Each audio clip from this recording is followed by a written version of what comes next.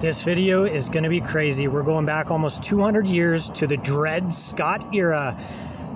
1859 is when he died. So this is just before the Civil War. I think it was 1858 when he went to court. Bear with me, because I'm going to admit a lot of stuff that a lot of people didn't even know back then. And they certainly don't know now because no one's admitted it. Dred Scott had the eyes like me. The eyes that are different, almost like they were supposed to be brown, but they got lighter. The eyes of someone that you know is being investigated, almost like crystal eyes, right? They're changed. And what that means is that he was changed probably as a young boy. And he's been watched or investigated in 1799 was when he was born in Virginia. And he traveled eventually with a family, 4 kids and his wife.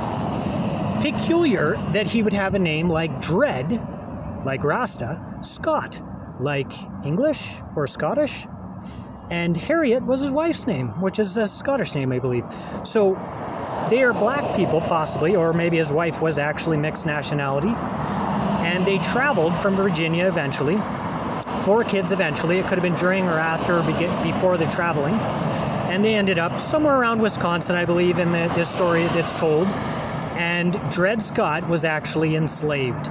Now, it's really, really peculiar to think about, but if he was traveling as a homeless, sort of like me, and he got a place to live, sort of like I'm hoping for, and he didn't have to pay for rent, he's already getting something for nothing, but then he might give something up to keep the place, which would be like me doing laundry or dishes at a friend's house because I needed a place to crash and they didn't mind if I stayed, but I wanted to help out. That's already slavery, and yet if it's your friend, you're not really enslaved. You can leave anytime and they don't expect it of you, and they might say, wash the dishes, come on, I cooked, you clean, right? So Dred Scott was staying enslaved for 4 years, and that might have been in 1854. 4 years a slave in that area, and it was actually a rule where you can overthrow the slavery, and you can enslave the slaver. But slavery was illegal, so it shouldn't have been happening to him, and his idea was that he was going to enslave the slaver. Now, no one would have known that law at the time, but he was pretty well dressed, and he knew, almost like no one else knows, but he knew something had come to him and told him about those laws. And he took it to court, the Supreme Court in St. Louis, which is close to that area. And he was trying to fight it so that he could actually overthrow the slavery and enslave the slaver. Now, we don't know the details, whether he was getting whipped or forced or he was just a farmhand or something like that. But Sanford Fleming was the name of the person who owned the house, the property. And that person had work or something for Dred Scott. And Dred Scott was not getting paid, but he had a place to stay with a family of 4. So the food alone would have been something, not much money maybe, and with a farm you have food on hand, but also a place to stay for 4 kids and a wife and himself. So it's almost like the slavery was like me today being homeless and saying, can I have a place to live, please? I'll do the dishes, I can mow the lawn, I don't mind taking out the garbage, and that would be slavery if you actually helped me with a place to stay.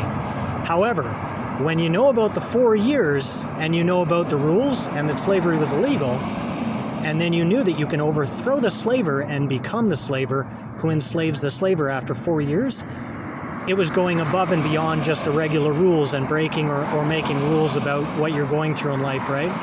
So Dred Scott went to court about this, and he knew how to explain it, and he didn't catch what I just kind of mentioned. A lot of people are seeing what I'm saying about enslave the slaver, slavery is illegal, so you're going to become a slaver just so you're not a slave, but then you're a slaver. So it's kind of like you're going backwards, right? Instead of getting free, you're just becoming the bad person. But he went to court, and they listened, and it took a year after the court date started, I think, and he ends up dying of tuberculosis. Now, that could have been a rough end for an investigation. It could have been because he ran from Virginia and there was crimes before that were unknown, but they became known because he went to the Supreme Court, which would have brought everything to light. But eventually he died a year later in 1859, and that was it, right? His family may have done well, the Scott family afterwards. It may have been Harriet Scott and the kids as well. And so ever since, no one has really understood that. But in actual fact, the only way he would have known that you can enslave the slaver after 4 years and that slavery was illegal when he was a slave and a homeless, or a person with a place or enslaved after, is if he had that information brought to him.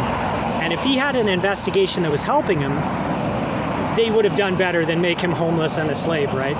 So that was an investigation that was not being dealt with right away back then. So today we're seeing the same thing with people that are something else, people that are homeless. And some of those people are good people, but some of them are very devious. And they know stuff like enslave the slaver after 4 years, and then he goes to court because he knows the time has passed and he can prove it. And the other thing I wonder is, did he know how to alter people's memory and take thoughts and convince them and start proving stuff with the people that he was dealing with? It could have been far, far worse than what I would imagine with just someone who was homeless and knowing things that weren't necessarily going to help or hurt. But he might have been involved with other stuff, such as in influencing Sanford Fleming to take him into his house, and then he has 4 kids and possibly convinces either his wife or Sanford Fleming or other people that he's okay. And the 4 years might have been questionable too, because time can pass and you're convinced it was 4 years, but there's no actual proof when no one's updating their ID and no one has those modern things that we have today. In 1859 or 1858, no one would have been keeping track, so Dred Scott could have just showed up and then convinced people that he was okay. And then it went to court and they caught him. So 1 year and he died. If it was because of any kind of legal or investigation business, you can bet there was a reason for it, but it's hard to determine. And if you look at today's situations, you don't really want to speak negatively about anyone in a situation like that, because it could have just been that they didn't know about him and there was no way to fix it in time, and it was a year. And once they started looking into it, the bad investigator, whoever they might have been, they put him to a quick end, right? 1 year, and that's almost a gift, because it could have been a lot worse than 1 year of suffering. But the homeless era before for Dred Scott might have been far worse than his end. So hopefully his family did well after, at least reasonably well, and I'm not too sure about that. But very interesting story, because I read about it online, and in 5 minutes I kind of thought about all that, because I know about those kind of things. Other people don't always know. But that's sort of one thing to think about if you see someone who's not doing well as a homeless these days. You don't really know the story before, and you don't know how they got there. But Dred Scott, famous in the St. Louis area, and he's from Virginia, so that was a traveling problem that may not have been resolved. So don't blame places. But it's not bad to tell which places certain things happen, kind of like I do, because the bad place could be one that you mentioned, but other people should know, even if you don't. And you feel a certain way because of what you went through in each place that you've been to. So that's Dred Scott. Thanks for watching.